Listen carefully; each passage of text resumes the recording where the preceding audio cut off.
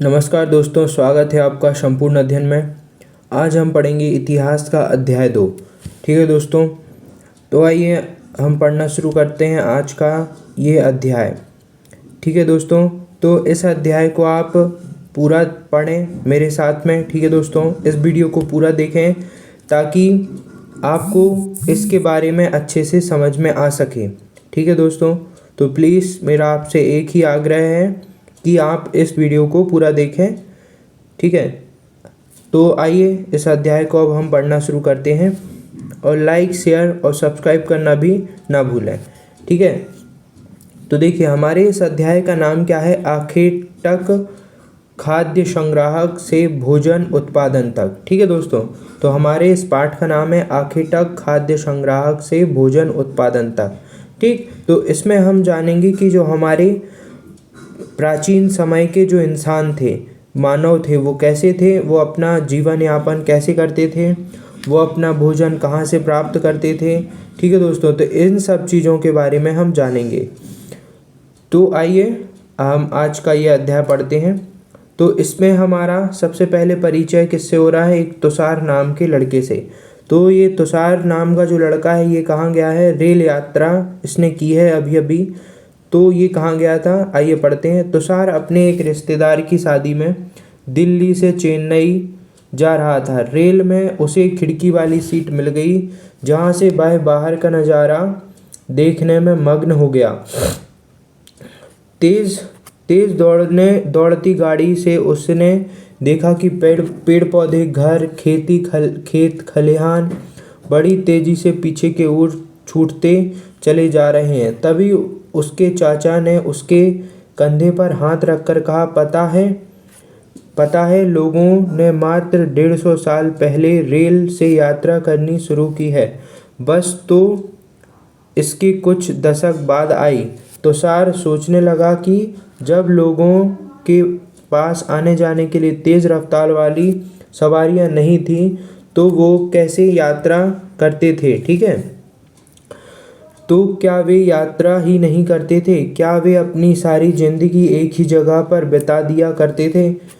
ऐसी बात नहीं है। ठीक है दोस्तों, तो देखिए ये उसने अनुभव किया, वो रेल यात्रा कर रहा था तो उसने क्या अनुभव किया कि सारी चीज़ें पीछे छूटती जा रही हैं। फिर उसके चाचा ने उसे बताया कि जो अभी तुम रेल का सफ़र कर रहे हो ये लगभग 150 साल पहले ही बनी है। ठीक है, और जो हम बस से सफ़र करते हैं वो इस रेल के कुछ दशक बाद आई थी। ठीक, तो अब उसके मन में ये सवाल उठा कि क्या पहले के आदमी एक जगह से दूसरी जगह जाते ही नहीं थे, क्या वो एक ही जगह पर रहते थे, क्या वो यात्रा नहीं करते थे।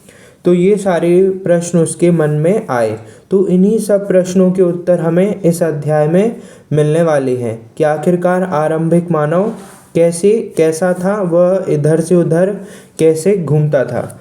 तो हमारा आज का पहला पॉइंट है, आरंभिक मानव आखिर वे इधर उधर क्यों घूमते थे। ठीक है दोस्तों, तो देखिए हम इंसान हैं, हम मानव हैं, हम आखिरकार इधर उधर क्यों घूमते रहते हैं।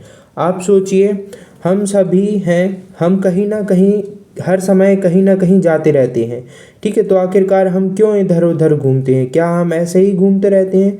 कुछ लोग होते हैं जो इधर उधर ऐसे ही घूमते रहते हैं, उन्हें कुछ काम नहीं होता, वो बस टहलने के लिए इधर उधर घूमते रहते हैं, इधर से उधर घूमेंगे, कहीं इधर जाएंगे कहीं उधर जाएंगे। लेकिन अधिकतर लोग क्या हैं, ऐसे ही फालतू में नहीं घूमते। ठीक है, कोई अपनी नौकरी पे जाएगा, कोई कुछ सामान लेने जाएगा, ठीक है, किसी को डॉक्टर के यहाँ जाना, किसी को अपने रिश्तेदार के यहाँ जाना। तो इस तरीके से हम इधर उधर जाते हैं। इसी प्रकार से जो प्रारंभिक मानव था वो भी इधर से उधर जाता था, लेकिन वो इसके लिए नहीं जाता था कि उसको कहीं रिश्तेदार के यहाँ जाना है या काम पे जाना है।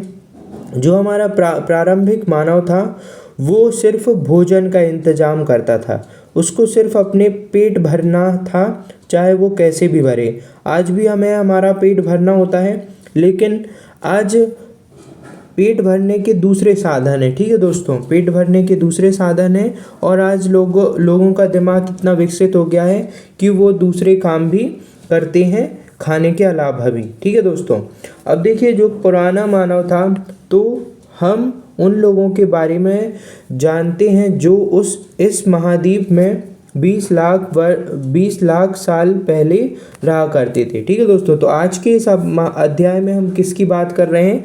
जो हमारे इस उपमहाद्वीप पर लगभग 20 लाख साल पहले रहा करते थे। ठीक है दोस्तों, आज हम उन्हें आखेटक खाद्य संग्राहक के नाम से जानते हैं। भोजन का इंतजाम करने की विधि के आधार पर उन्हें इसी नाम से पुकारा जाता है। ठीक है दोस्तों, तो क्यों पुकारा जाएगा? क्योंकि उनकी जो भोजन का इंतजाम करने की विधि थी वो कैसी थी? वो खाने के लिए आमतौर पर जंगली जानवरों का शिकार करते थे। ठीक है दोस्तों, तो इसलिए उन्हें किस नाम से पुकारा जा रहा है? आखेटक खाद्य संग्राहक के नाम से पुकारा जा रहा है, क्योंकि वो जंगली जानवरों का शिकार करते थे, मछलियाँ चिड़ियों को पकड़ते थे, फल फूल दाने पौधे पत्तियाँ अंडे इकट्ठा किया करते थे। ठीक है, तो इन सब को वो इकट्ठा करने में इधर से उधर घूमा करते थे। ठीक है, तो पहला कारण तो आप यही लिख सकते हैं कि क्यों वो इधर से उधर घूमा करते थे खाने के लिए। ठीक है, वो इधर से उधर क्यों घूमा करते थे? ताकि उन्हें भोज्य पदार्थ मिल सके। आखेटक खाद्य संग्राहक समुदाय के लोग एक जगह से दूसरी जगह घूमते रहते थे। ऐसे करने के कई कारण थे। ठीक है, ऐसा करने के उनके लिए बहुत से कारण थे। उनमें से कुछ कारणों को हम अभी जानते हैं। तो देखिए, ये पहला कारण है यह कि अगर वे एक जगह पर ज़्यादा दिनों तक रहे तो आसपास पौधे फलों और जानवरों को खाकर समाप्त कर देते थे, इसलिए और भोजन की तलाश में इन्हें दूसरी जगहों पर जाना पड़ता था। तो देखिए मित्रों, जो पुराना मनुष्य था, प्राचीन काल का जो मनुष्य था, वो कैसा था? वो जहाँ पे भी ठहर जाता था तो एक समय ऐसा आता था कि उस जगह की, उस क्षेत्र की पूरी जो भी पौधे होते थे, फल होते थे, जानवर होते थे, वहाँ के वो सारे जानवर ख़त्म हो जाते थे। अब जब वहाँ के पेड़ पौधे फल फूल और जानवर समाप्त हो गए तो अब उधर पे कुछ नहीं बचा। ठीक है दोस्तों, तो वो इसलिए कहाँ जाते थे? अब वो दूसरी जगह की तलाश में जाते थे। ठीक है, तो उतने समय के लिए वो जगह वहाँ से छूट जाती थी। तो एक तो ये कारण हो गया कि वहाँ का भोजन समाप्त हो गया है, इसलिए वो दूसरी जगह जाएंगे। दूसरा कारण यह है कि जानवर अपने शिकार के लिए या फिर हिरण और मवेशी अपना चारा ढूंढने के लिए एक जगह से दूसरी जगह जाया करते हैं, इसलिए इन जानवरों का शिकार करने वाले लोग भी इनके पीछे पीछे जाया करते थे। ठीक है दोस्तों, तो देखिए पहले के समय में क्या जानवरों की संख्या इंसानों की संख्या से बहुत अधिक थी। ठीक है, जो प्राचीन समय था उस समय जानवरों की संख्या बहुत ज़्यादा थी। तो जो पुराना इंसान था, प्राचीन समय का इंसान था, आरंभिक जो मानव था, वो क्या था? वो इन हिरण और भैंसों के मवेशियों के झुंड के पीछे पीछे चलता था। क्यों चलता था? क्योंकि मवेशियों के साथ भी ऐसा ही होता है कि वो पहले हर मौसम में अपना वो जगह बदलते रहते हैं। ठीक है दोस्तों, वो भी खाने की तलाश में एक जगह से दूसरी जगह जाते हैं। जहाँ पे एक बार घास ख़त्म हो गई तो वो दूसरे इलाके में जाएंगे, वहाँ की घास खाएंगे जब तक जिस जगह को वो छोड़ के गए हैं वहाँ की घास जब तक वापस से उग जाएगी। ठीक है, तो इसलिए वो भी उस जगह को छोड़ देते हैं। फिर एक रीसाइकिल के तहत वो वापस से उसी जगह पे आ जाती, क्योंकि कुछ समय के बाद वापस वहाँ पे घास क्या होगी? उग जाएगी। ठीक है, तीसरा कारण क्या है? यह भी पेड़ और पौधों में फल फूल अलग अलग मौसम में आते हैं, इसलिए लोग उनकी तलाश में उपयुक्त मौसम के अनुसार अन्य इलाकों में घूमते होंगे। ठीक है दोस्तों, देखिए जैसे कि आम, एक फल हो गया आम, तो वो आम का फल क्या लगता है? सिर्फ गर्मियों में लगता है। किस मौसम में लगता है दोस्तों? आम का फल किस मौसम में लगता है? सिर्फ गर्मियों में लगता है। ठीक है दोस्तों, कब लगता है? आम का फल सिर्फ गर्मियों में लगता है। देखिए मैं आम का चित्र तो अच्छे से बन नहीं पा रहा मुझसे, कोई बात नहीं। तो आम का जो फल होता है वो कब लगता है? सिर्फ गर्मियों के मौसम में लगता है। ठीक है, तो जहाँ पे आम के वृक्ष होंगे उधर पे मनुष्य कब आएगा? गर्मी के मौसम में। ठीक है, इसी प्रकार से अलग अलग मौसम में अलग अलग फल लगते हैं। अब उस समय के लोगों के पास तो ऐसे स्टोर थे नहीं कि उन्हें स्टोर मतलब ऐसे संग्रह क्षेत्र थे नहीं जहाँ पे उन्हें स्टोर करके रखा जा सके। ठीक है दोस्तों, जैसे कि आज के समय में संग्रह क्षेत्र होते हैं, ठीक है, कुछ इस प्रकार के वो बने होते हैं, बड़े बड़े कोल्ड स्टोरेज, उनमें हम सेब, केला, अनार, संतरा, मौसम्बी, इन सारी चीज़ों को हम वहाँ पे स्टोर करके रखते हैं और हम 12 महीने उन चीज़ों को ले सकते हैं। लेकिन पहले का मनुष्य ऐसा नहीं था, उसे उसी मौसम में उस फल को खाने उस जगह पे आना पड़ता था। ठीक है, तो एक कारण ये हो गया। अब चौथा कारण क्या है? चौथा कारण यह है कि पानी के बिना किसी भी प्राणी या पेड़ पौधे का जीवित रहना संभव नहीं होता है। पानी झीलों, झरनों तथा नदियों में ही मिलता है। यद्यपि कई नदियों और झीलों का पानी कभी नहीं सूखता। कुछ झीलों और नदियों का पानी बारिश के बाद ही मिल पाता है। इसलिए ऐसी झीलों और नदियों के किनारे बसे लोगों को सूखे के मौसम में पानी की तलाश में इधर उधर जाना पड़ता होगा। ठीक है दोस्तों, तो ये हमारे 4 कारण हो गए जो कि इस पुस्तक में दिए हैं। आप कुछ और कारणों को ढूंढ के भी अपने नोट्स में लिख सकते हैं। ठीक है दोस्तों, आइए अगला पढ़ते हैं। आरंभिक मानव के बारे में जानकारी कैसे मिलती है? तो देखिए, हमें आरंभिक मानव के बारे में जानकारी कैसे मिली। ठीक है, तो इसमें हम इसी के बारे में जानेंगे। आखिरकार हमारे जो वैज्ञानिक हैं उन्हें इस बारे में जानकारी कैसे मिली।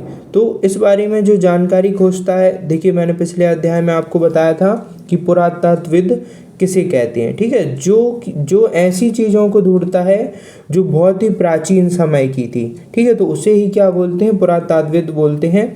ठीक है दोस्तों, अगर आपको नहीं पता तो आप मेरा फर्स्ट वीडियो है इतिहास का, वो आप देख सकते हैं। उसमें मैंने पुरातत्वविद के बारे में समझाया है। ठीक है, पुरातत्वविदों को कुछ ऐसी वस्तुएं मिली हैं जिनका निर्माण और उपयोग आखेटक खाद्य संग्राहक किया करते थे। ठीक है, तो जो पुरातत्वविद हैं वो ऐसी ही पुरानी चीज़ों को खोजा करते हैं। ठीक है, तो उन्हें जब ये चीज़ें मिली, ठीक है, कुछ ऐसी चीज़ें मिली, यह संभव है कि लोगों ने अपने काम के लिए पत्थरों, लकड़ियों और हड्डियों के औजार बनाए हों। इनमें से पत्थरों के औजार आज भी बचे हैं। ठीक है दोस्तों, तो देखिए जो प्राचीन मनुष्य था वो आखेटक था। ठीक है, तो अब उसे शिकार करना है किसी भी जानवर का, तो उसे क्या चाहिए?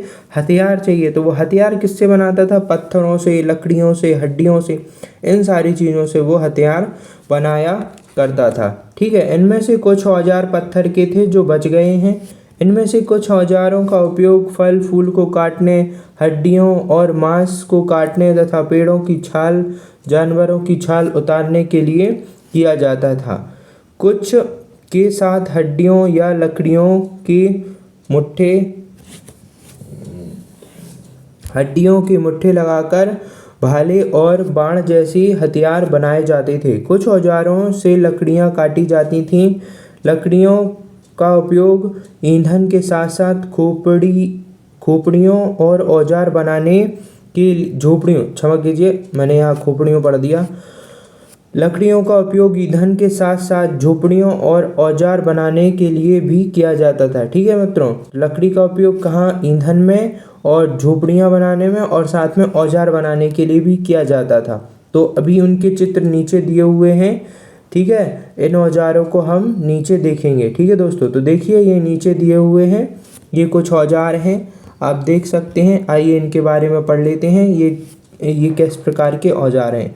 तो देखो, पत्थर के औजार का उपयोग, जो बाएं तरफ चित्र बना है ये वाला। ठीक है दोस्तों, ये क्या है? बायां तरफ ये जो चित्र बना है ये वाला औजार, ये कैसा औजार है? इंसान के खाने योग्य जड़ों को खोदने के लिए इसका उपयोग किया जाता था। ठीक है दोस्तों, आप चित्र में देख भी सकते हैं, ये हाथ बना हुआ है और इसके हाथ में ये औजार है। ठीक है, ये जो हाथ बना है उस हाथ में कौन सा औजार है? ये वाला औजार है। इसके जरिए ये इस पौधे की जड़ को खोद रहा है। ठीक है, तो इसका उपयोग क्या किया जाता था? जड़ को खोदने। और जो दाएं तरफ बना है उसका उपयोग किया जाता था जानवरों की खाल से बने वस्त्रों को सिलने के लिए। ठीक है, तो जानवर की खाल से पुराने समय का इंसान अपने वस्त्र बनाता था, तो उन्हें सिलने के लिए दाएं तरफ वाला औजार का उपयोग किया करता था। देखिए दोस्तों, ये वाला औजार, ठीक है। इस तरीके से ये आप देख पा रहे होंगे, इस खाल में इस वाले औजार से वो छेद कर रहा है, तो ये यहाँ पे आप छोटे छोटे छेद देख सकते हैं। और फिर इन्हीं छेदों में वो क्या डालेगा, रस्सी या जो भी कुछ उसके पास उस समय उपलब्ध होगा वो इसमें डाल के इसके कपड़े बना लेगा, ठीक है दोस्तों।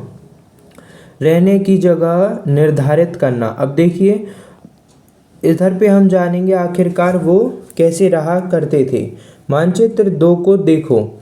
लाल त्रिकोण वाले स्थान वे पुरा स्थल है जहाँ पर आखेटक खाद्य संग्राहक होने के प्रमाण मिले हैं, ठीक है दोस्तों। तो हम नीचे अभी लाल त्रिकोण देखेंगे। अब वो कौन सी जगह है जहाँ पर ये प्रमाण मिला है कि यहाँ पर आखेटक खाद्य संग्राहक रहा करते थे, ठीक है दोस्तों।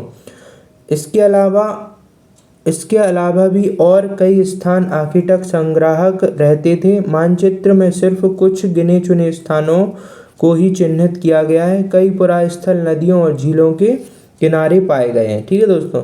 तो जो लाल त्रिभुज बना है, लाल त्रिकोण बना है, वो क्या है, वहाँ पे प्रमाण मिला है आखेटक खाद्य संग्राहक होने का, ठीक है दोस्तों। तो देखिए एक मिला है भीमबेटका में, ठीक, तो आप इन्हें याद रखिए। भीमबेटका कहाँ है, मध्य प्रदेश में है। एक मिला है कुरनूल गुफाएं, ठीक है, क्या है, कुरनूल गुफाएं। फिर है हुंगसी, ठीक है दोस्तों। तो ये हो गए हमारे पुरास्थल। अब देखिए यहाँ पे पैमाना दिया हुआ है, हमें संकेत दिए हुए हैं। जो नीला चौकोर है वो क्या है, नवपाषाणिक पुरास्थल है, ठीक है। जो त्रिकोण वाला है वो पुरापाषाणिक पुरास्थल है। अगर आप इन सब के बारे में जानना चाहते हैं, पुरापाषाणिक स्थल, नवपाषाणिक स्थल, महापाषाणिक, ठीक है, तो अगर आप इनके बारे में जानना चाहते हैं तो इतिहास में मेरे कुछ इतिहास के लेक्चर भी डले हुए हैं, इतिहास की वीडियो डली हैं, उन्हें आप जाके देख सकते हैं। उनमें मैंने पुरापाषाणिक और नवपाषाणिक पुरास्थल के बारे में बात की है, ठीक है दोस्तों। तो अब देखिए नवपाषाणिक पुरास्थल के बारे में जान लेते हैं। इसमें जो दिए हुए हैं, नीचे दिया हमारा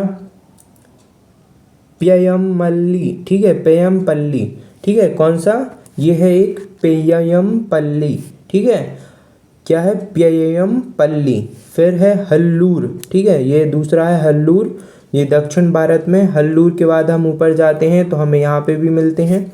यहाँ है महागढ़, फिर कोल्डी हवा। यहाँ इस तरफ जाएंगे तो हमें मिलेगा चिरांद, ठीक। फिर यहाँ पे जाएंगे तो हमें मिलेगा दाओजली हेंडिंग, ठीक है, दाओजली हेंडिंग। फिर हम और ऊपर चलते हैं तो यहाँ पे हमें मिलेगा ब्रुजहोम, ठीक है दोस्तों। अब हम यहाँ पे आते हैं तो ये है हमारा मेहरगढ़। तो ये नवपाषाणिक स्थल हो गए, ठीक है दोस्तों। अगला जहाँ पे आपको हरा गोला दिखेगा वहाँ वो क्या है, महापाषाणिक पुरास्थल, ठीक है। तो यह आदि चन्नलूर, ठीक है, क्या, आदि चन्नलूर। फिर ब्रह्मगिरी, ठीक है दोस्तों, ये क्या है, महापाषाणिक स्थल है, ब्रह्मगिरी। और ऊपर जाते हैं तो हमें अब और ऊपर ये स्थल नहीं मिलते हैं, ठीक है। आगे देखते हैं आरंभिक गांव, ठीक है। अब क्या है, जो ऐसा त्रिकोण ऐसा बना है डायमंड जैसा, ये है हमारा प्रारंभिक गांव। तो कौन कौन से हैं, ये इनाम गांव, ठीक है, ये सबसे पुराना प्रारंभिक गांव है, इनाम गांव। फिर और देखते हैं तो यहाँ पे और कहीं पे भी हमें आरंभिक गांव नहीं मिलते, ठीक है। आधुनिक शहर मुंबई, कोलकाता। तो इस तरीके से ये दर्शाया गया है, ठीक है दोस्तों। तो ये नक्शे को आप समझ गए होंगे। अब आइए आगे पढ़ते हैं हम। चूंकि पत्थर के उपकरण बहुत महत्वपूर्ण थे, इसलिए लोग ऐसी जगह ढूंढते थे जहां अच्छे पत्थर मिल सकें, ठीक है दोस्तों। लोग ऐसी जगह भी ढूंढते थे रहने के लिए जहां पे उन्हें ऐसे पत्थर मिले जिनसे अच्छे औजार बनाए जा सकें, ठीक है दोस्तों। अब आइए इस बॉक्स को भी अभी हम पढ़ते हैं। सबसे पहले हम नीचे चलते हैं और दूसरा पॉइंट देख लेते हैं। देखिए अब हम इस पॉइंट में पढ़ेंगे आग की खोज, ठीक है। उससे पहले हम इन बॉक्सों को पढ़ लेते हैं, ठीक है। यहाँ पे भी कुछ दिया हुआ है, ये दिया है। आइए पढ़ते हैं भीमबेटका, आधुनिक मध्य प्रदेश, ठीक है। तो जो भीमबेटका है वो हमारे मध्य प्रदेश में है, ठीक है दोस्तों। इस पुरा स्थल पर गुफाएं व कंदराएं मिली हैं। ठीक है, तो जो भीमबेटका है वहाँ पे क्या मिली हुई हैं, गुफाएं और कंदराएं मिली हैं। लोग इन गुफाओं में इसलिए रहते थे क्योंकि यहाँ इन्हें वर्षा, धूप और हवा से राहत मिलती थी। ये गुफाएं नर्मदा घाटी के पास हैं। क्या तुम बता सकते हो कि रहने के लिए लोगों ने यह जगह क्यों चुनी होगी? तो देखिए इसी में लिखा हुआ है कि ये क्या क्यों रहते थे यहाँ पे, बारिश, धूप और हवा से, ताकि इनके लिए राहत मिल सके। और इसके अलावा ये नर्मदा नदी, ठीक है, जो नर्मदा घाटी में, ये कहाँ पे है, आप देखिए लास्ट में लिखा है ये गुफाएं कहाँ है, नर्मदा घाटी के पास है। ठीक है, तो देखिए नर्मदा घाटी के पास है, तो देखिए इन गुफाओं में ये लोग इसलिए भी रहा करते थे क्योंकि इनके पास से ही नर्मदा नदी निकली थी। तो इनको देखो यहाँ पे पत्थर भी अच्छे मिल गए। ठीक है, आप यहाँ पे देख सकते हैं नीचे ये गुफा है, तो देखिए यहाँ पे ये भीमबेटका का एक चित्र दिया हुआ है। ठीक है, तो आप देखिए यहाँ पे पर्याप्त मात्रा में पत्थर हैं जिससे ये अपने औजार बना सकते हैं। और ये नर्मदा घाटी में है। ठीक है, ये गुफाएं कहाँ हैं, नर्मदा घाटी में है, पास से ही नर्मदा नदी है, पास में ही नर्मदा नदी है, इनके पास से ही नर्मदा नदी निकली है। पास से का अर्थ है कि आस पास में ही नर्मदा नदी है। देखिए मैं आपको फिर से नक्शे में लेकर चलता हूँ। तो देखिए यहाँ पे आप देखेंगे, ये आप देखिए ये भीमबेटका है हमारी। ठीक है, ये क्या बताया है, ये भीमबेटका है। और देखिए ये नदी गई है यहाँ से। ठीक है, तो अब देखिए इसके नज़दीक ही नदी है, तो इन्हें यहाँ पे रहने के लिए अच्छी जगह भी मिल गई और साथ में पीने के लिए पानी भी मिल गया। इसलिए इन्होंने भीमबेटका में यहाँ ये इसी जगह पर क्या बनाए, अपना रहने का स्थान बनाया, आश्रय स्थल बनाया। अब देखिए यहाँ से भीमबेटका से शैल चित्र भी मिले, तो देखिए कुछ इस प्रकार के शैल चित्र यहाँ से मिले हैं। ठीक है, इनसे हमें क्या पता चलता है, देखिए आप इस चित्र से क्या पता लगा सकते हैं, यहाँ पे क्या पता लग रहा है। तो देखिए ये एक इंसान है उस समय का और ये जानवर है, तो ये इंसान इस जानवर के पीछे भाग रहा है। आप इस चित्र से ये अंदाज़ा लगा सकते हैं। ठीक है, ठीक है मित्रों, जिन गुफाओं में लोग रहते थे उनमें से कुछ की दीवार पर चित्र मिले हैं। ठीक है, तो सभी दीवारों पर चित्र नहीं मिले, कुछ दीवारों पर चित्र मिले हैं। इनमें कुछ सुंदर उदाहरण मध्य प्रदेश और दक्षिणी उत्तर प्रदेश की गुफाओं में मिले चित्र हैं। इनमें जंगली जानवरों का बड़ी कुशलता से सजीव चित्रण किया गया है। ठीक है दोस्तों, तो ये इस प्रकार के कुछ शैल चित्र होते हैं। ठीक है दोस्तों, तो ये शैल चित्र हैं, इन्हें रेखा से रेखांकित किया गया है। ठीक है, अब देख सकते हैं ये एक रेखा पर ही बने हैं। ये देखिए एक रेखा यहाँ पे गई है। ठीक है, ये इस प्रकार से रेखा के द्वारा ये बनाए गए चित्र हैं। ठीक है, इनमें मतलब 2D और 3D टाइप का नहीं, ये सिंगल ऐसे ही बने हैं। ठीक है दोस्तों, तो इनमें से कुछ चित्र ऐसे हैं जो कि बहुत ही सुंदर हैं। अब आइए जान लेते हैं पुरास्थल किसे कहते हैं। ठीक है, तो ये एक परिभाषा है पुरास्थल की। पुरास्थल किसे कहते हैं? पुरास्थल उस स्थान को कहते हैं जहां औजार, बर्तन और इमारतों जैसी वस्तुओं के अवशेष मिलते हैं। ठीक है, तो पुरास्थल क्या है, जो जहाँ पे हमें क्या मिले, औजार, बर्तन और इमारतों जैसी वस्तुओं के अवशेष मिले। ऐसी वस्तुओं का निर्माण लोगों ने अपने काम के लिए किया था और बाद में वे उन्हें वहीं छोड़ गए। ये ज़मीन के ऊपर, अंदर, कभी कभी समुद्र और नदियों के तल पर भी पाए जाते हैं। इन पुरास्थलों के बारे में आपको अगले अध्याय में बताया जाएगा। ठीक है दोस्तों, तो इनके बारे में कब बताया जाएगा, हम अगले अध्याय में भी इसके बारे में डिटेल से जानेंगे। अब देखिए, अब आइए पढ़ते हैं आग की खोज। आखिरकार आग की खोज कैसे हुई? तो मानचित्र 2 में कुरनूल गुफाएं ढूंढो। ठीक है, तो अभी देखिए हमने कुरनूल गुफाएं यहाँ पे हमने देखी थी, कुरनूल गुफाएं। ठीक है दोस्तों, तो देखिए ये है हमारी कुरनूल गुफाएं, ये आप देख पा रहे होंगे, ये लिखा हुआ है कुरनूल गुफाएं। ठीक है, तो यहाँ से क्या है, आग के अवशेष मिले हुए हैं, कुरनूल गुफाएं। ठीक है, तो आइए पढ़ते हैं। तो हमने ढूंढ लिया कुरनूल गुफाएं कहाँ पे दी हुई हैं। तो देखिए कुरनूल की गुफाएं हैं, यहाँ से क्या मिला, यहाँ राख के अवशेष मिले हैं। इसका मतलब है कि प्रारंभिक लोग आग जलाना सीख गए थे।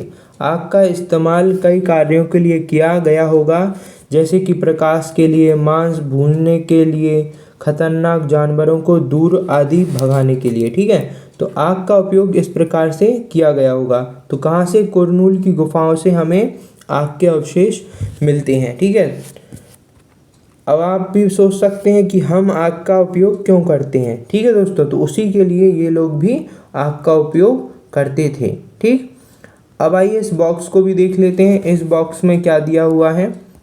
इस बॉक्स में दिया है नाम और तिथियां। आखिरकार जो नाम हमने दिए वो कैसे दिए, इसमें हम जानेंगे। ठीक है दोस्तों, तो नाम और तिथियों के बारे में हम जानते हैं। हम जिस काल के बारे में पढ़ रहे हैं, पुरातत्वविदों ने उनके बड़े बड़े नाम रखे हैं। ठीक है दोस्तों, तो जो चीज़ें अभी हम पढ़ रहे हैं, जिन चीज़ों के बारे में, उन सारे स्थानों की पुरातत्वविदों ने बहुत बड़े बड़े नाम रखे हैं। आरंभिक काल को वे पुरापाषाण काल कहते हैं। ठीक है, तो जो सबसे प्रारंभ का काल है उसे क्या कहते हैं? पुरापाषाण काल कहते हैं। देखिए, अब पुरापाषाण काल क्यों कहते हैं उस काल को? क्योंकि देखिए, यह दो शब्दों से पुरा यानी प्राचीन और पाषाण यानी पत्थर से बना है। तो इससे हम क्या मतलब निकाल सकते हैं? यह नाम पुरा स्थलों से प्राप्त पत्थरों और औजारों के महत्व को बताता है। ठीक है दोस्तों, तो पुरा पाषाण काल किसको बताता है?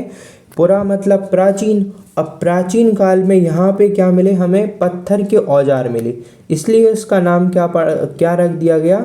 पुरा पाषाण। पुरा मतलब प्राचीन और पाषाण मतलब पत्थर। ठीक है, तो पत्थर के औजार मिलने से इसका नाम पड़ गया पुरा पाषाण काल।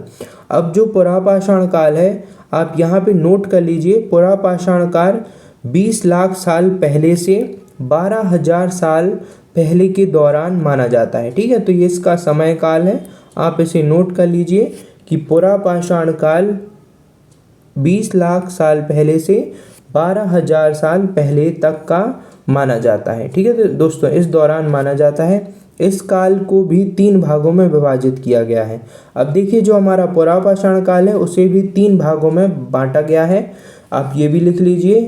पहला है आरंभिक, ठीक है, आरंभिक पुरापाषाण, फिर मध्य पुरापाषाण, फिर उत्तर पुरापाषाण युग। ठीक है दोस्तों, मानव इतिहास की लगभग 99% कहानी इसी काल के दौरान घटित हुई। ठीक है, तो सोचिए दोस्तों, जब हमारे पुरातत्वविदों ने इस बारे में जानकारी प्राप्त करी तो उन्हें क्या पता चला कि मानव इतिहास की लगभग 99% जो कहानी है वो इसी काल में है, पुरापाषाण काल में। तो सोचिए, हम हमारी जीवन का सिर्फ 1% ही जानते हैं। ठीक है दोस्तों, हम हमारे मानव इतिहास का सिर्फ 1% भाग ही जानते हैं। बाकी अभी हमें बहुत सारी कहानी जानना बाकी है। जिस काल में हमें पर्यावरणीय बदलाव मिलते हैं उसे मेसोलिथ यानी मध्य पाषाण युग कहते हैं। ठीक है दोस्तों, तो जिस काल में, देखिए आप यहाँ पे लिख लीजिए, मेसोलिथ या मध्य पाषाण युग किसे कहते हैं? तो देखिए, जिस काल में हमें पर्यावरणीय बदलाव मिले उसे मेसोलिथ यानी मध्य पाषाण युग कहते हैं। इसका समय लगभग 12,000 साल पहले से 10,000 साल पहले तक का माना जाता है। ठीक है, तो ये हो गया हमारा पर्यावरणीय बदलाव का काल, मेसोलिथ या मध्य पाषाण काल। ठीक है, पुरापाषाण काल हो गया। इसके बाद मध्य पाषाण युग हो गया, जिसमें क्या हुए? पर्यावरणीय बदलाव हुए। ये 12,000 साल पहले से लेकर 1,000 साल पहले तक का है। इस काल में पाषाण औजार आमतौर पर बहुत छोटे होते थे। ठीक है मित्रों, मध्य पाषाण काल में क्या होते थे?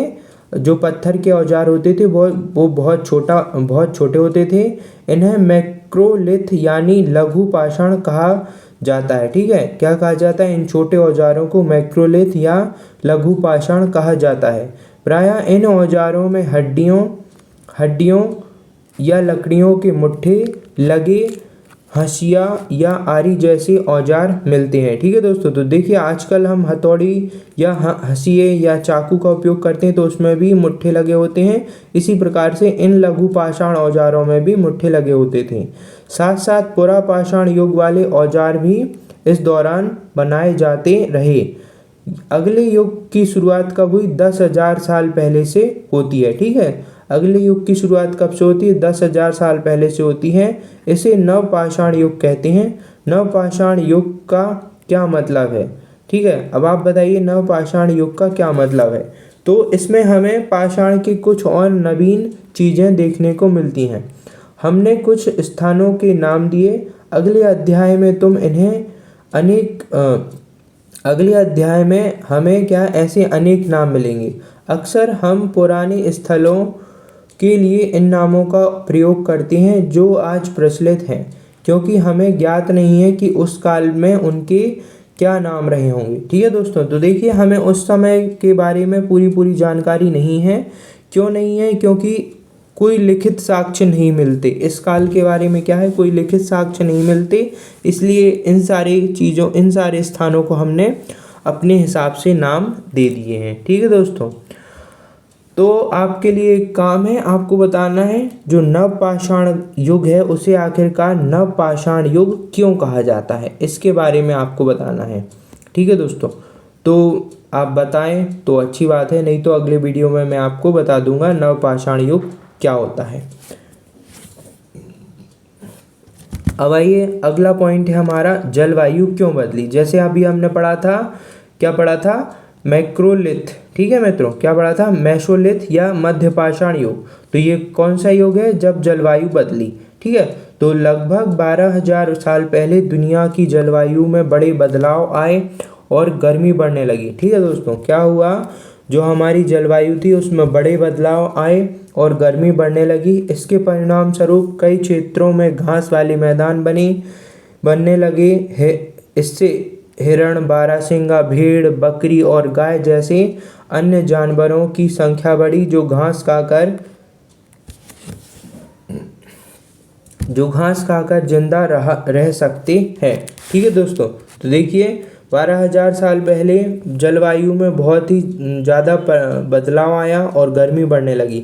इससे क्या हुआ, बहुत से क्षेत्रों में घास उगी। ठीक है, तो वो घास के मैदान बन गए। इससे हिरण, बारहसिंगा, भेड़, बकरी, गाय जैसे जानवरों की संख्या बढ़ गई जो कि घास खाकर जिंदा रहा करते थे।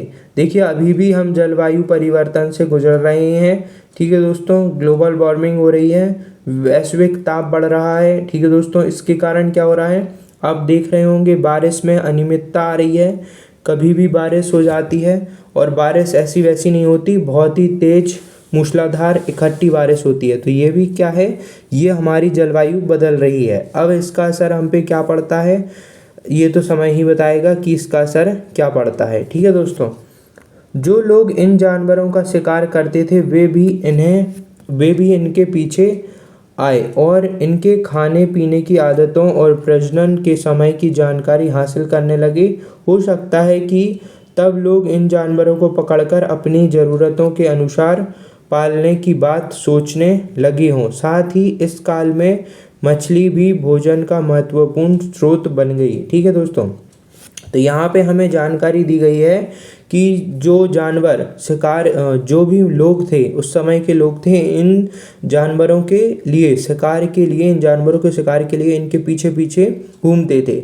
अब देखिए कुछ लोगों के, देखिए जब बहुत सारे लोग रहते हैं तो उनमें से कुछ लोगों हर व्यक्ति का अपना अपना दिमाग चलता है। तो कुछ लोगों ने सोचा हुआ क्यों ना हम इनके पीछे भागने से अच्छा है कि इन्हें हम अपनी एक जगह रह के इन्हें पालने लगें। ठीक है दोस्तों, उनके दिमाग में क्या होगा कि हम क्यों इतना भागते रहते हैं इधर से उधर, उनके पीछे भागते जाएंगे। तो उन्होंने क्या सोचा होगा कि हम कुछ जानवरों को पकड़ते हैं। ठीक है, पहले उन्होंने उन सब का अध्ययन किया होगा कि ये कैसे खाते हैं, कैसे पीते हैं, इनका प्रजनन का समय क्या है, इन सब चीज़ों के बारे में जानकारी इकट्ठा की होगी। फिर इन्हें क्या किया होगा, पकड़ के इनको पालना शुरू कर दिया होगा। ठीक है दोस्तों, क्या कर दिया होगा, पालना शुरू कर दिया होगा, जिससे क्या हुआ होगा कि अब इन्हें इधर से उधर भागने की ज़रूरत नहीं पड़ेगी। इन्हें ये पालेंगे, फिर उनसे उनकी संख्या बढ़ेगी। ठीक है, तो वो उन्हें ही एक ही जगह पालते हुए और वहीं के वहीं वो उन्हें मार के खाते जाएंगे। ठीक है दोस्तों, तो इस प्रकार से इन्होंने पुराने जो मनुष्य थे उन्होंने ये काम शुरू किया और फिर उन्होंने उनका दूध दोहना, ठीक है, दूध निकालना, उससे फिर और भी चीज़ें उन्होंने बनाना शुरू की होंगी। इस तरीके से हम दूध पी पा रहे हैं आज। ठीक है, गाय का दूध पीते हैं, भैंस का दूध। ठीक है, तो इस तरीके से धीरे धीरे और भी दिमाग आया होगा पुराने मानवों में, जिससे हम और भी दिमाग बढ़ता गया और वो ऐसे उस प्रकार से काम करता गया। अब देखिए खेती और पशुपालन इसी प्रकार से शुरू हुआ। अब देखिए खेती, अब हम इसमें क्या जानेंगे, देखिए पशुपालन के बारे में मैंने अभी आपको बताया कि कैसे उन्होंने किया होगा। अब देखिए अब हम इसे और भी अच्छे से जान लेते हैं। अब देखिए खेती किस प्रकार से शुरू हुई होगी। तो देखिए हमने अभी देखा था, हमने अभी जाना था कि किस तरीके से जो आरंभिक मनुष्य था इधर से उधर घूमता रहता था। देखिए अब अलग अलग जगहों पे अलग अलग उन्हें खाने की चीज़ मिलती है, ठीक है। तो देखिए इस दौरान उपमहाद्वीप के विभिन्न इलाकों में गेहूँ, जौ और धान जैसे अनाज प्राकृतिक रूप से उगने लगे थे, ठीक है। तो ये सारी चीज़ें प्राकृतिक रूप से उगती थी। अब देखिए उस समय का मनुष्य क्या करता था, इन्हें बटोर के क्या कर देता था, खा लेता था, ठीक है। शायद महिला, पुरुष और बच्चों ने इन अनाजों को भोजन के लिए बटोरना शुरू कर दिया होगा। साथ ही वे यह भी सीखने लगे होंगे कि यह अनाज कहाँ उगते थे और कब पककर तैयार होते थे। ऐसा करते करते लोगों ने इन अनाजों को खुद पैदा करना सीख लिया होगा। इस प्रकार धीरे धीरे वे कृषक बन गए, ठीक है दोस्तों। तो देखिए इन्होंने क्या किया होगा, ऐसा अंदाज़ा लगाया जा सकता है कि जब इन्हें शुरू में ये पौधे दिखे तो उन्होंने इनका अध्ययन किया होगा, ठीक है। उन्होंने इनको देखा होगा ये किस समय उगते हैं और किस समय ये पक जाती हैं, ठीक है। तो पक गए तो अब इन्होंने उसको खा लिया, फिर इन्होंने इसके बीज यहाँ वहाँ फेंक दिए होंगे, तो उसी जगह पे वापस से फिर से पौधा उग जाता है, ठीक है दोस्तों। वो वापस से पौधा वहाँ पे उग गया। तो इस प्रक्रिया से उन्होंने क्या समझा होगा कि हम इसे संग्रह करके रख सकते हैं और जिस भी मौसम में ये उगते हैं उस मौसम में वहाँ पे हम उन्हें बो सकते हैं और ये वापस से उग जाएंगे और हमें इधर से उधर भटकना नहीं पड़ेगा। इसी तरह लोगों ने अपने घरों के आसपास चारा रखकर जानवरों को आकर्षित कर उन्हें पालतू बनाया होगा। सबसे पहले जिस जंगली जानवर को पालतू बनाया गया वह कुत्ता का जंगली पूर्वज था, ठीक है दोस्तों। तो देखिए यहाँ पे आपको एक प्रश्न पूछा जा सकता है कि मनुष्य ने सबसे पहले किस जानवर को पालतू बनाया। तो किस जानवर को पालतू बनाया, कुत्ते को, ठीक है मित्रों। हम एक हिसाब से कह सकते हैं सबसे पहला पालतू पशु कौन सा था, कुत्ता था, जिसे मनुष्य ने पाला। तो वो कुत्ता था, वो असल में कुत्ते का जंगली पूर्वज था, ठीक है। जो आजकल समय आज के जो कुत्ते हैं वो कुत्ते कैसे हैं, वो परिवर्तित हो गए हैं समय के साथ, ठीक है। उनमें क्या आ गया है, परिवर्तन आ गया है, ठीक है। तो कुत्ते का क्या था, वो जंगली पूर्वज था। धीरे धीरे लोग भेड़, बकरी, गाय, सुअर जैसे जानवरों को अपने घरों के नज़दीक आने को उत्साहित करने लगे। ऐसे जानवर झुंड में रहते थे और ज़्यादातर घास खाते थे। अक्सर लोग अन्य जंगली जानवरों को आकर्षण से इनकी सुरक्षा किया करते थे और इस तरह धीरे धीरे वे पशुपालक बन गए होंगे, ठीक है दोस्तों। तो देखिए यहाँ पे हम सिर्फ अंदाज़ा ही लगा सकते हैं क्योंकि हमें कोई भी लिखित साक्ष्य नहीं पता है, ठीक है दोस्तों। क्या तुम बता सकती हो कि सबसे पहले कुत्ते को ही पालतू क्यों बनाया गया। तो देखिए दोस्तों अभी हमने ऊपर पढ़ा था कि जो हमारा प्रारंभिक मानव था वो यहाँ से वहाँ घूमता रहता था, ठीक है, और शिकार करता रहता था। तो अब आप कुत्ते की प्रवृत्ति को जानते होंगे। हम कुत्ते को खाना देते हैं तो कुत्ते को जहाँ खाना मिलता है वो वहाँ पे आता है। आप ऐसा कीजिए, अगर आपके आसपास कुछ कुत्ते हों तो उन्हें आप रोटी डालिए, रोज़ रोटी डालिए, वो आपके दरवाजे पे ही बैठा रहेगा, ठीक है दोस्तों। तो इसी कारण सबसे पहले कुत्ता ही पालतू बना, किसका, इंसान का। देखिए मानवों ने क्या किया, शिकार किया। अब उस शिकार के बाद क्या है, कुछ भोजन बच जाता होगा, ठीक है दोस्तों। क्या होता होगा, कुछ भोजन बच जाता होगा जिसे वह डाल देता होगा।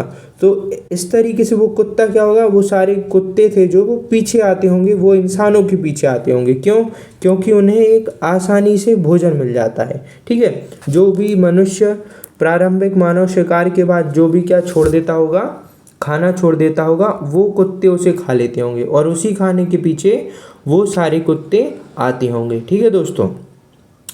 अब आइए एक नवीन जीवन शैली को पढ़ने से पहले हम इस बॉक्स को पढ़ लेते हैं। ठीक है दोस्तों, तो अब आप समझ गए होंगे कि कुत्ता आखिरकार सबसे पहले मनुष्य का पालतू पशु क्यों बना।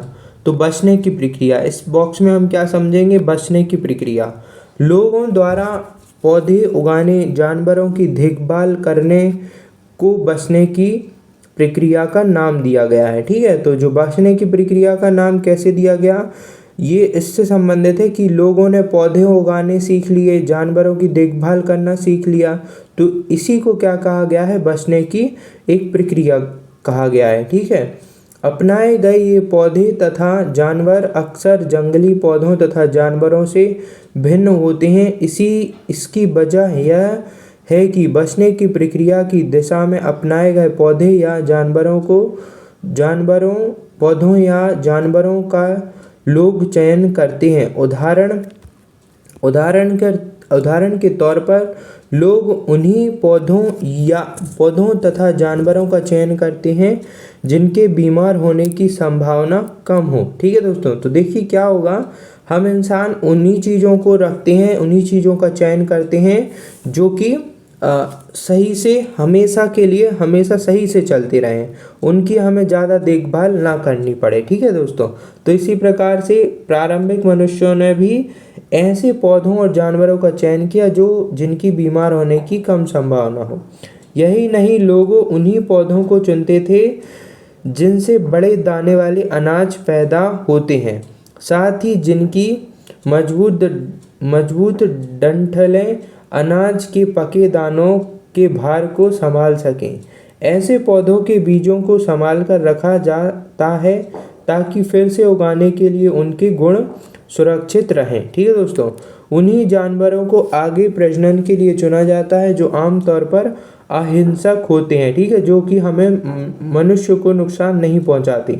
इसलिए हम देखते हैं कि पाले गए जानवर तथा कृषि के लिए अपनाए गए पौधे जंगली जानवरों तथा पौधों से धीरे धीरे भिन्न होते गए। मिसाल के तौर पर जंगली जानवरों की तुलना में पालतू जानवरों के दांत और सींग छोटे होते हैं। ठीक है दोस्तों, तो यहाँ पे आप जंगली देखिए सूअर के दांत देख सकते हैं। एक सूअर का दांत है जंगली, तो आप देख सकते हैं जंगली सूअर का दांत किस तरीके से कितना बड़ा और पैना है, और ये एक हमारा पालतू सूअर है जिसका ये दांत है। तो इसमें कितना अंतर है। ठीक है दोस्तों, बचने की प्रक्रिया पूरी दुनिया में धीरे धीरे चलती रही। यह करीब 12,000 साल पहले शुरू हुई। वास्तव में आज हम जो भोजन करते हैं वो इसी बचने की प्रक्रिया की वजह से है। कृषि के लिए अपनाई गई सबसे प्राचीन फसल गेहूं तथा जौ आती है। ठीक है दोस्तों, तो यहाँ पे ये बात नोट कर लीजिए कि कृषि के लिए अपनाई गई सबसे पहली फसल कौन थी, सबसे प्राचीन फसलें गेहूं तथा जौ हैं। ठीक है दोस्तों, इसी तरह सबसे पहले पालतू बनाए गए जानवरों में कुत्ते के बाद भेड़ बकरी आते हैं। ठीक है, तो कुत्ते के बाद किसको पाला गया, भेड़ और बकरियों को पाला गया। ठीक है, अब देखिए अनाज के उपयोग, देखिए अनाज के उपयोग हम किस किस रूप में करते हैं, बीज के रूप में भी करते हैं, खाद्य के रूप में, उपहार के रूप में, भंडार के लिए भी करते हैं। ठीक है दोस्तों, अब एक नवीन जीवन शैली, कैसी, एक नवीन जीवन शैली। तुम किसी पौधे के बीज को बोकर देखो, तुम पाओगे कि इसे विकसित होने में कुछ वक्त लगता है। ठीक है दोस्तों, देखिए हम कोई भी, अगर आप अपने गमले में आसपास कोई भी बीज डाल दीजिए, किसी भी प्रकार के पौधे का बीज डाल दीजिए, तो आप उसमें क्या पाएंगे, उसको विकसित होने में क्या है, थोड़ा बहुत कुछ समय लगेगा। ठीक है, उसमें कुछ दिन भी लग सकते हैं, या फिर कुछ महीने भी लग सकते हैं, या फिर कुछ साल भी लग सकते हैं।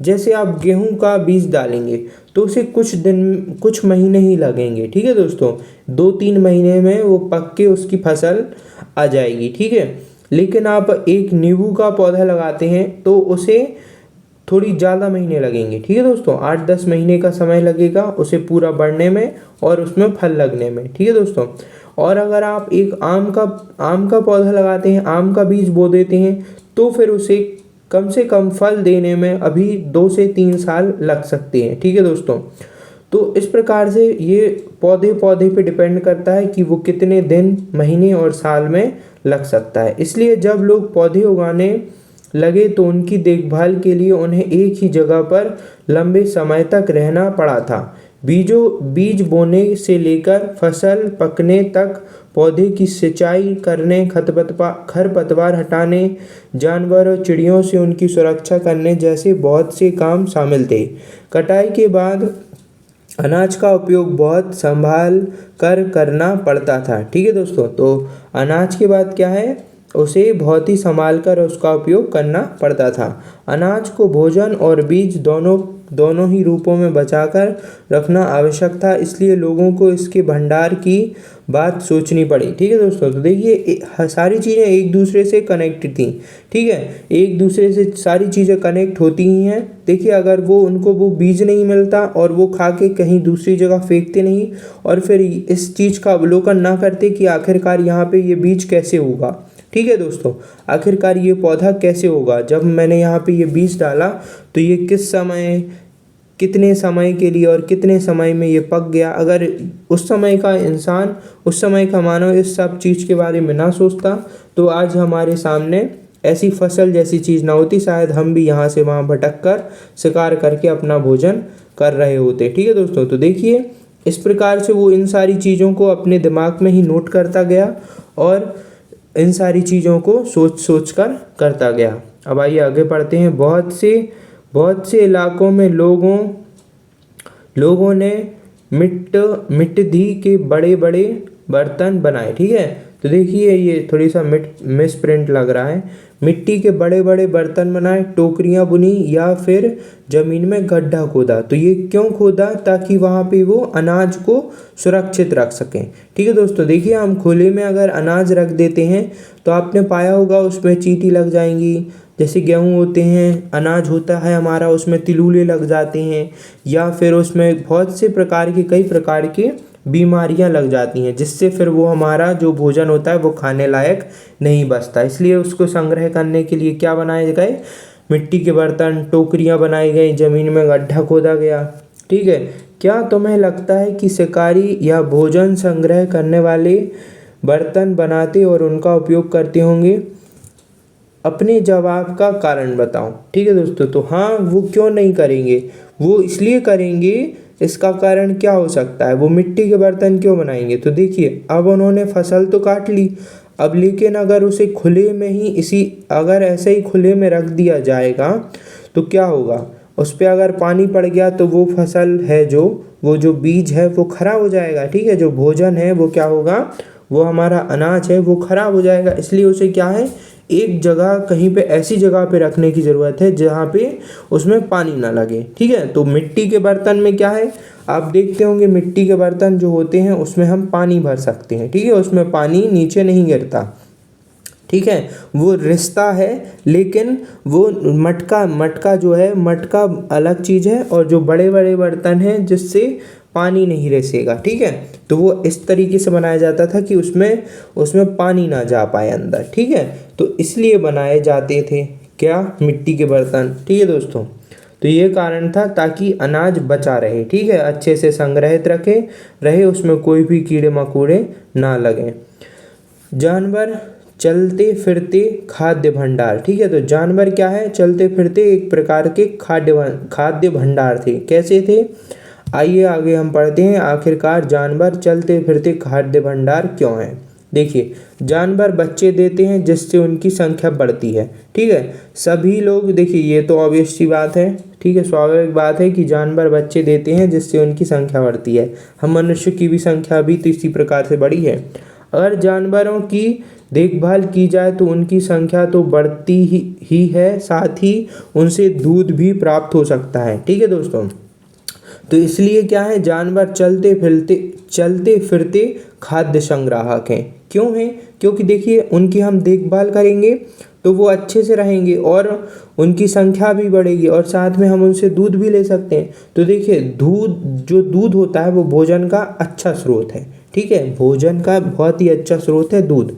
देखिए दूध से हम क्या, दही बना सकते हैं, पनीर बना सकते हैं। ठीक है, मिठाइयाँ बना सकते हैं, खोवा बना सकते हैं। ठीक है दोस्तों, और साथ ही अगर कोई हमें जानवरों से क्या है, मांस भी मिलता है। ठीक है, क्या है, जानवर से क्या है, मांस भी मिलता है। तो इसलिए क्या है, पशुपालन भोजन के भंडार का एक तरीका है। ठीक है, अगर हम पशु को एक पशु को पाल रहे हैं तो हमें उससे भोजन लगातार भोजन मिलता रहता है। ठीक है दोस्तों, तो यहाँ पे इसीलिए लिखा है, दूसरे शब्दों में पशुपालन भोजन के भंडार का एक तरीका है।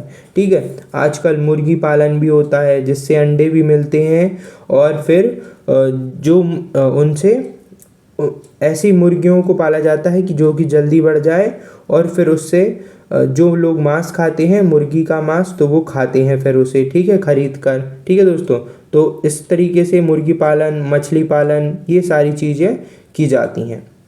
भोजन के अतिरिक्त जानवरों से और क्या क्या मिल सकता है?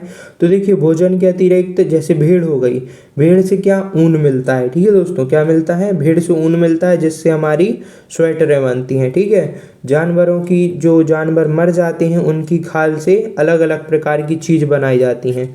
जो जानवर मर गया उसमें हड्डी भी निकलती है तो उस हड्डी से हमारी कुछ चीज़ें बनती हैं, जैसे कि कंघी हो गई। ठीक है, कंघी बनती है और भी बहुत सी चीज़ें होती हैं। ठीक है दोस्तों, जो सजाने की चीज़ें हो गई कुछ। ठीक है, और भी कई चीज़ें बनती हैं जानवरों की हड्डियों से। ठीक है दोस्तों, आज जानवरों के उपयोग किस लिए होता है? तो देखिए, आज जानवरों का उपयोग क्यों होता है?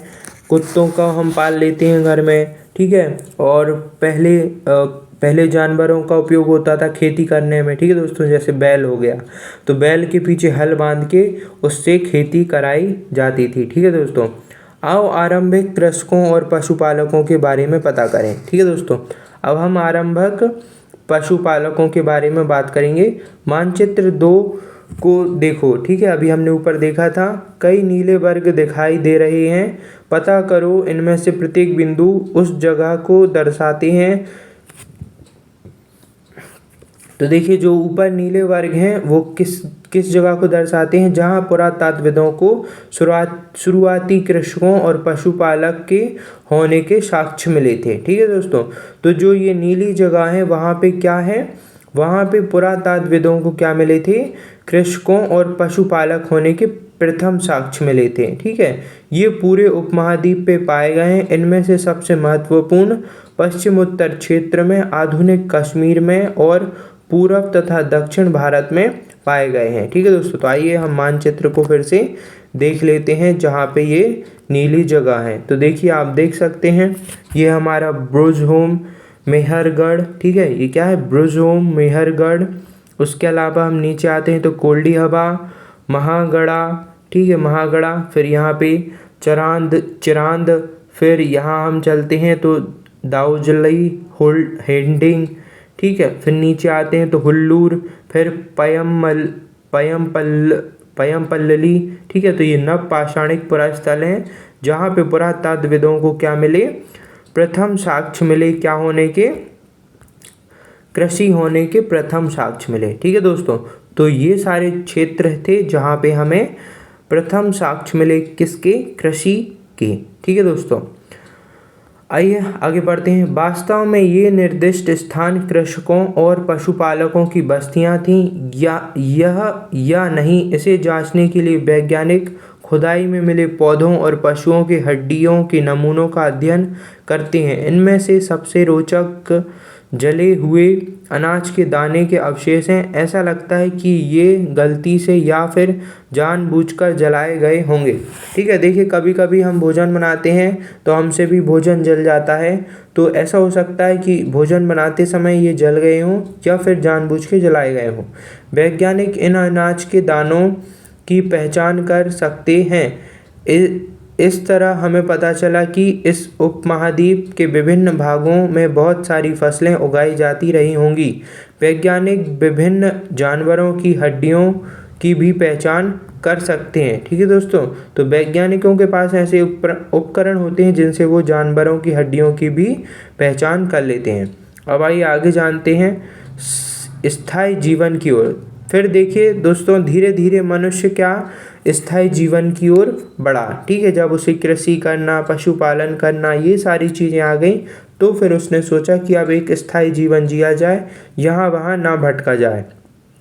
पुरातत्वविदों को कुछ पुरास्थलों पर झोपड़ियों और घरों के निशान मिले, जैसे कि ब्रुजहोम, वर्तमान कश्मीर के लोग गड्ढे के नीचे घर बनाते थे, जिन्हें गर्तवास, जिन्हें क्या कहा जाता था दोस्तों, जिन्हें गर्तवास कहा जाता था। ठीक है, ब्रुज होम में क्या है, लोग गड्ढे के नीचे घर बना के रहते थे, उन्हें गर्तवास कहा जाता है। ठीक है दोस्तों, तो यहाँ पे भी एक पॉइंट मिल गया आपको कि ब्रुज होम में सबसे पहले क्या मिला, यहाँ के लोग कैसे थे कि ऐसे थे कि वो गड्ढे के जैसे घर बना के रहते थे, जिन्हें गर्तवास कहा जाता है। इनमें उतरने के लिए सीढ़ियाँ होती थीं। इससे उन्हें ठंड के मौसम में सुरक्षा मिलती होगी। पुरातत्वविदों को झोपड़ी के अंदर और बाहर दोनों ही स्थानों पर आग जलाने की जगह मिली। ऐसा लगता है कि लोग मौसम के अनुसार घर के अंदर और बाहर खाना पकाते होंगे। एक गर्तवास का चित्र बनाइए। ठीक है दोस्तों, तो आप किस प्रकार से गर्तवास का चित्र बनाएंगे।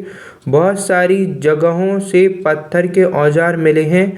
इनमें से कई ऐसे हैं जो पुरापाषाण युगीन उपकरण से भिन्न है। ठीक है, तो बहुत सारी जगहों पर ऐसे औजार मिले हैं जो कि पुरापाषाण युग से भिन्न है, इसलिए इन्हें नवपाषाण युग का माना गया। ठीक है, तो क्या है, ये पुरापाषाण युग के उपकरण से अलग हैं, इसलिए इन्हें क्या नाम दिया गया, नवपाषाण युग का माना गया। ठीक है, इन्हें क्या माना गया है, नवपाषाण युग का माना गया है।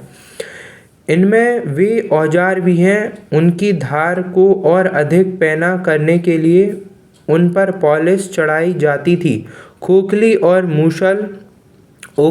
मूसल का प्रयोग अनाज तथा वनस्पतियों से प्राप्त अन्य चीज़ों को पीसने के लिए किया जाता था। आज हजारों साल बाद भी ओखली और मूसल का प्रयोग अनाज को पीसने के लिए किया जाता है। इसी तरह प्राचीन प्रस्तर युगीन औजार का निर्माण और प्रयोग लगातार होता रहा है।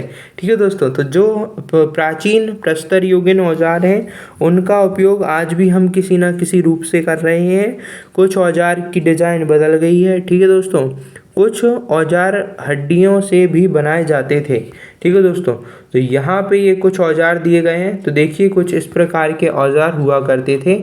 आप इनमें से कुछ की पहचान भी कर सकते हैं, जैसे कि ये देखिए, ये आज के समय की छेनी जैसा लग रहा है। ठीक है दोस्तों, ये क्या है, ये एक हम कह सकते हैं जिसमें हम मिट्टी से गड्ढा करते हैं उसके जैसा लग रहा है। इसको हम कह सकते हैं कि इससे कुछ ठोका जा सकता है। ठीक है, तो ये कुछ अलग अलग प्रकार के उपकरण हैं। ठीक है, तो ये नवपाषाण युग के उपकरण हैं। ठीक है, हमने पुरापाषाण युग के भी उपकरण ऊपर देखे थे। ठीक, अब आइए आगे पढ़ते हैं। नवपाषाण युग के पुरास्थलों से कई प्रकार के मिट्टी के बर्तन मिले हैं। कभी कभी इन पर अलंकरण भी किया जाता था। ठीक है, अलंकरण से मतलब है इन्हें सजाया जाता था। बर्तनों का उपयोग चीज़ों को रखने के लिए किया जाता था। धीरे धीरे लोग बर्तनों का प्रयोग खाना बनाने के लिए भी करने लगे। चावल, गेहूँ तथा दलहन जैसे अनाज अब आहार का महत्वपूर्ण हिस्सा बन गए थे। इसके साथ साथ अब लोग कपड़े भी बुनने लगे थे, इसलिए इसके लिए कपास जैसे आवश्यक पौधे उगाए जा सकते थे। क्या ये परिवर्तन हर जगह एक साथ ही आ गया होगा?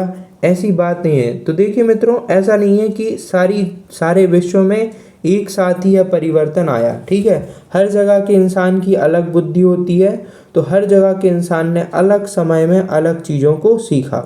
ठीक है, एक तरफ जहाँ कई जगहों पर स्त्री पुरुष शिकार और भोजन संग्रह करने का काम करते रहे थे, वहीं अन्य लोग हजारों साल के दरमियान धीरे धीरे खेती और पशुपालन को अपना लिया। बहुत जगह लोग मौसम के मुताबिक बदल कर अपनी जीविका चलाया करते थे। ठीक है दोस्तों, कुछ लोगों ने समय के साथ अपने आप को विकसित कर लिया और नवीन जीवन शैली अपना ली, और कुछ लोग उसी तरह से पुराने तरीके से जीते रहे। ठीक है, तो देखिए ये एक पुराना घड़ा है। ठीक है, एक पात्र है मिट्टी का। क्या तुम कल्पना कर सकती हो इस पात्र में क्या रखा होगा? ठीक है दोस्तों, तो कुछ भी रखा जा सकता है, जो भी खाने की चीज़ है, पीने की चीज़ है, उसे इसमें रखा जा सकता है। सूक्ष्म निरीक्षण, तो आइए यहाँ पे कुछ चीज़ों का सूक्ष्म निरीक्षण दिया गया है। मेहरगढ़ में जीवन मृत्यु, तो देखिए अभी हमने मैप में जो हमारा मानचित्र था उसमें हमने मेहरगढ़ को देखा था, जो कि पाकिस्तान के पश्चिमी क्षेत्र में स्थित था, या उत्तर पश्चिम क्षेत्र भी हम उसे बोल सकते हैं। यह ईरान जाने वाले सबसे महत्वपूर्ण रास्ते बोलन दर्रे के पास एक हरा भरा समतल स्थान है। मेहरगढ़ संभवतः वह स्थान है जहाँ स्त्री पुरुषों ने इस इलाके में सबसे पहले जौ गेहूँ उगाने और भेड़ बकरी पालना सीखा। ठीक है दोस्तों, तो यहाँ पे आप लिख सकते हैं, यहाँ पे इस पॉइंट को लिख सकते हैं कि मेहरगढ़ संभवतः वह स्थान है जहाँ स्त्री पुरुष ने सबसे पहले क्या जौ गेहूँ उगाना सीखा और साथ में भेड़ों को पालना सीखा। यहाँ विभिन्न प्रकार के जानवरों की हड्डियाँ मिली हैं, इनमें से हिरण तथा सुअर और जंगली जानवरों तथा भेड़ और बकरियों की हड्डियाँ हैं। मेहरगढ़ में इसके अलावा चौकोर तथा आयताकार घरों के अवशेष भी मिले हैं। प्रत्येक घर के 4 या इससे अधिक कमरे हैं, जिनमें से कुछ संभवतः भंडार के काम आते होंगे।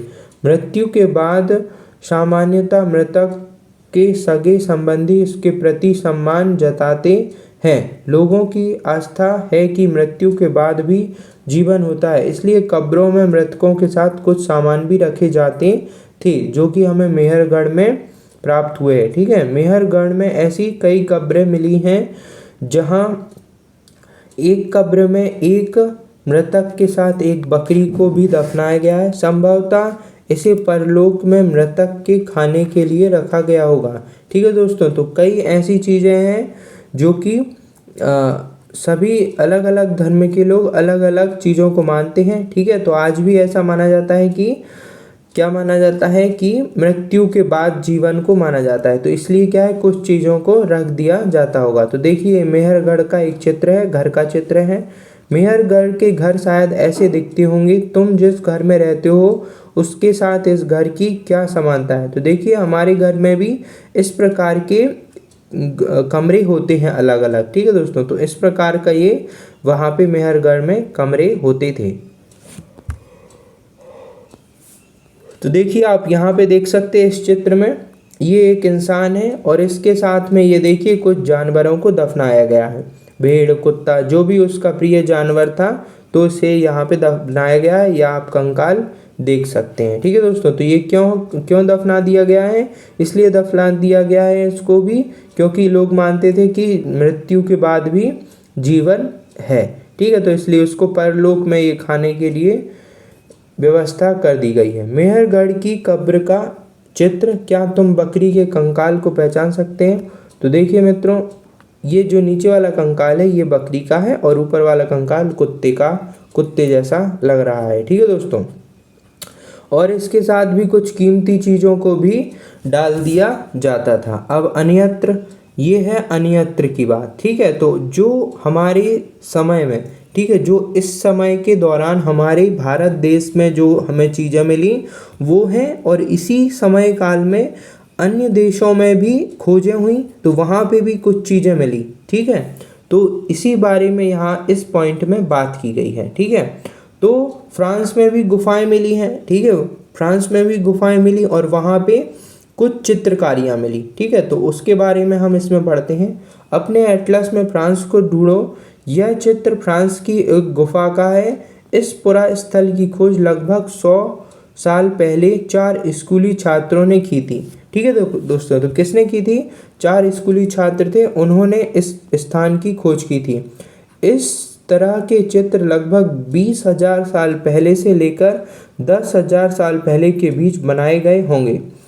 इनमें कई जानवरों के चित्र हैं।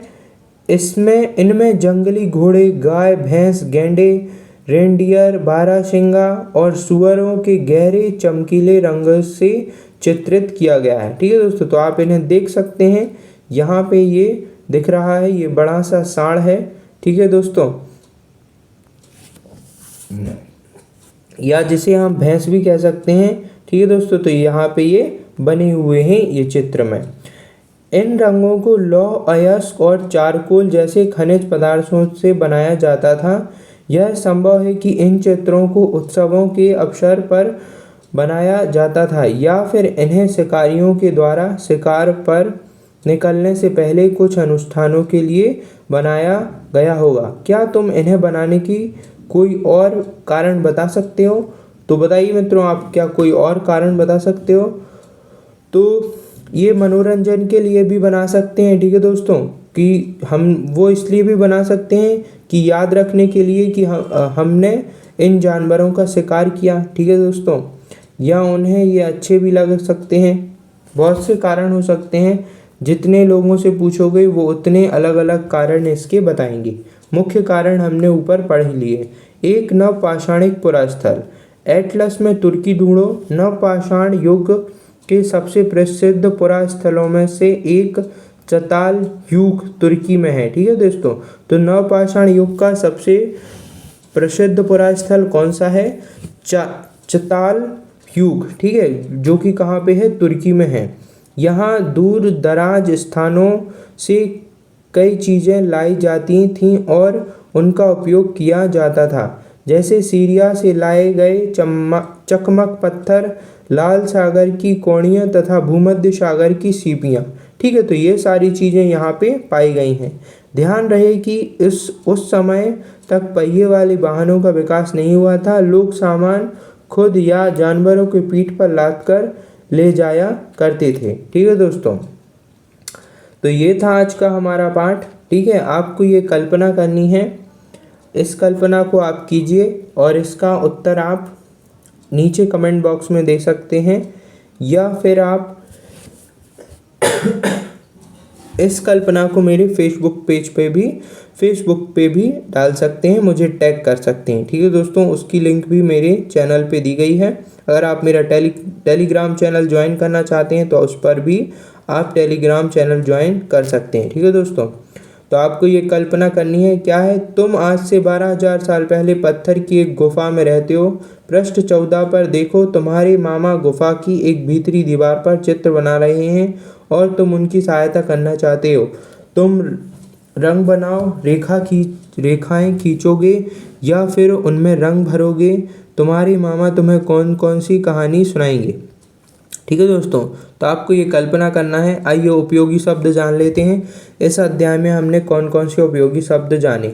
आखेटक खाद्य संग्राहक, पुरास्थल, उद्योग स्थल, आवासीय स्थल, पुरापाषाण, मध्यपाषाण, लघुपाषाण, कृषक, पशुपालक, नवपाषाण युग, कब्र, ठीक है दोस्तों। तो ये सारे शब्द हमने इसमें जाने, ठीक है। तो ये था हमारा आज का अध्याय। तो आशा करता हूँ आपको ये अध्याय अच्छा लगा होगा। जो भी मैंने आपको पढ़ के सुनाया, जो भी समझाया, अच्छा लगा होगा, ठीक है दोस्तों। तो इस यहाँ पे जो अभ्यास है, इसे मैं आपको एक अलग से वीडियो लाऊंगा, उसमें मैं इन सारी चीज़ों को आपको बताऊंगा, ठीक है दोस्तों। और बीच में भी, अध्याय के बीच में भी कुछ प्रश्न दिए थे इस प्रकार से। देखिए दोस्तों, जैसे कि एक प्रश्न ये दिया हुआ है, बताओ कोड़ियों तथा सीपियों का क्या उपयोग होता होगा। तो इन सारे प्रश्नों को भी मैं एक अलग वीडियो में कराऊंगा, ठीक है दोस्तों। बस आपका सपोर्ट चाहिए दोस्तों। ज़्यादा से ज़्यादा मेरी वीडियो को शेयर कीजिए, ठीक है, लाइक कीजिए, और जो भी नए व्यूअर्स हैं प्लीज़ सब्सक्राइब कीजिए। तो मिलते हैं नेक्स्ट वीडियो में, ठीक है दोस्तों। जय भारत।